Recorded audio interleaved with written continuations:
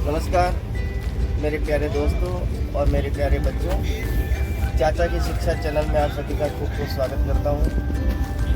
आज मैं यात्रा कर रहा था और यात्रा के दौरान मैंने कुछ प्राकृतिक दृश्य देखे और उन दृश्यों को देख करके मेरे मन में कुछ विचार आया।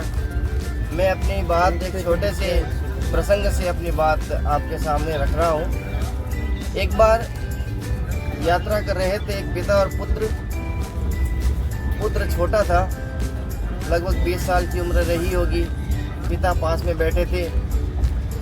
अचानक वह पुत्र जैसे ही खिड़की के पास में बैठा था, बाहर के दृश्यों को देख करके बड़ा खुश हो रहा था।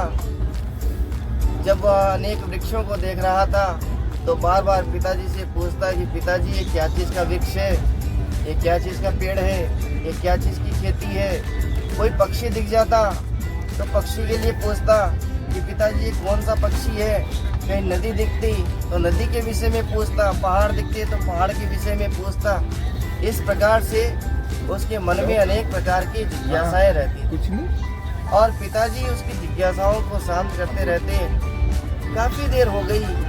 पास में एक व्यक्ति बैठा था। उस व्यक्ति ने कहा कि मुझे यह समझ में नहीं आता, यह बच्चा इतना बड़ा हो गया और इस प्रकार के प्रसंग, इस प्रकार की बातें आपसे पूछ रहा है और इतना खुश हो रहा है। आप जो भी बात इसको बताते हो बड़ी खुशी से ये सुन रहा है, तो क्या आपने अपने बच्चों को यह सारी बातें भी नहीं बताई? पिता ने कहा पड़ोसी को कि देखो, ये मेरा बच्चा इन सब चीज़ों को आज पहली बार देख रहा है। पड़ोसी को आश्चर्य हुआ। उसने कहा ऐसे कैसे हो सकता है? कहा कि आपको पता नहीं है, मेरे बेटों के आज ही आँख का ऑपरेशन हुआ है, उसकी आज ही आंखें आई है और इसके कारण से वह पहली बार अपनी आंखों से ऐसा नज़ारा देख रहा है। इसलिए उसके मन में यह जिज्ञासा हो रही है, इसलिए उसके मन में खुशी हो रही है। यह बात जब पास में बैठे हुए इंसान ने सुनी, उसको बड़ा अफसोस हुआ। उसने क्षमा मांगी। लेकिन आप देखिए कि उस बच्चे ने पहली बार जब उस प्राकृतिक दृश्य को देखा तो उसके मन में कितना उत्साह था, कितना उमंग था। उसको देख देख करके उसके मन में प्रसन्नता आ रही थी। तो बच्चों, उसने पहली बार जब इस प्राकृतिक दृश्य को देखा तो उसके मन में इतनी उमंग आ रही थी। आप जानते हो कि लोग घूमने के लिए जाते हैं, पर्यटक स्थलों पे जाते हैं, हरियाली के पास में जाते हैं। क्यों जाते हैं? उन पहाड़ों पर क्यों जाते हैं? उन नदी के किनारे क्यों जाते हैं? वहाँ पर शांति को प्राप्त करने के लिए, कुछ प्राप्त करने के लिए कि मैं वहाँ पर जाऊँ, कुछ समय एकांत में वहाँ बैठूँ, अपना चिंतन करूँ, अपने विषय में चिंतन करूँ। जैसे जैसे हम प्रकृति के नज़दीक जाएंगे वैसे वैसे हमारी खुशी बढ़ती जाएगी। प्रकृति का मतलब ये नहीं होता कि हम सिर्फ बाहर की प्रकृति के नज़दीक जाएं। आप अपनी प्रकृति के नज़दीक जाओ, आप अपने आप को देखने का प्रयास करो। जैसे जैसे आप अपने आप को देखने का प्रयास करोगे, आपके अंदर की खुशी बढ़ेगी, आपके भीतर की प्रसन्नता बढ़ेगी। देखो, इस प्रकृति से हम बहुत कुछ सीख सकते हैं। इतने ऊंचे ऊंचे वृक्ष होते हैं, इतने पहाड़, झरने, नदी, नाले, इन सब चीज़ों को देख करके हम बहुत कुछ सीख सकते हैं। मैं आपको छोटी सी बात बताऊं, एक छोटा सा वृक्ष होता है।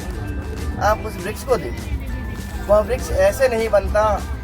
वह अपना सबसे पहले समर्पण करता है। वह अपना समर्पण उस भूमि के अंदर अपना समर्पण करता है और वह भूमि उसकी संरक्षक बनकर उसकी जड़ों को मजबूत करती है। आप देखो कि अगर उस बीज को अगर वृक्ष बनना है और वापस वैसा ही बीज उत्पन्न करना है, उस वृक्ष को बहुत कुछ चीज़ें सहन करनी पड़ेगी। और सहन करने से पहले सबसे पहली बात है कि उसको समर्पण करना पड़ेगा। जैसे ही वह उसमें समर्पण करेगा, उसका धीरे धीरे विकास शुरू हो जाएगा। और समर्पण करने के बाद उसके सामने अनेक प्रकार की परिस्थितियाँ आती हैं, तूफान आते हैं, आंधी आती है, बरसात आती है, और आप देखिए सर्दी, गर्मी, कितनी धूप गिरती है। उन सारी परिस्थितियों को उनको सहन करना पड़ता है। और जब उन झंझावातों के अंदर वो अपने आप को कंट्रोल करते हैं, अपने ऊपर नियंत्रण रखते हैं, उन परिस्थितियों को स्ट्रगल के सहन कर लेते हैं, तब जाकर के वो धीरे धीरे मजबूत होते हैं। और उनकी जड़ों को मजबूत करने वाला कौन होता है?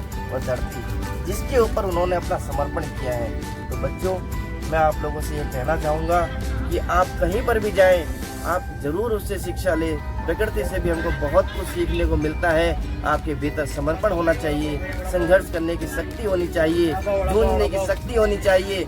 जैसे जैसे आप इन परिस्थितियों से जूझोगे, आप मजबूत बनोगे। आपके सामने जैसे परिस्थितियाँ आएगी, आपको मजबूती देगी, आपका एक्सपीरियंस बढ़ाएगी, आपका अनुभव बढ़ाएगी। तो मैं यहाँ आप सभी के प्रति मंगल कामना करता हूँ कि आप सभी का खूब खूब अनुभव बढ़े, आपके अंदर संघर्ष करने की शक्ति आए। आप अपने जो गार्जियन हैं उनके प्रति समर्पण का भाव रखें, ताकि वह आपको और मजबूती दे सके। इन्हीं शुभ भावों के साथ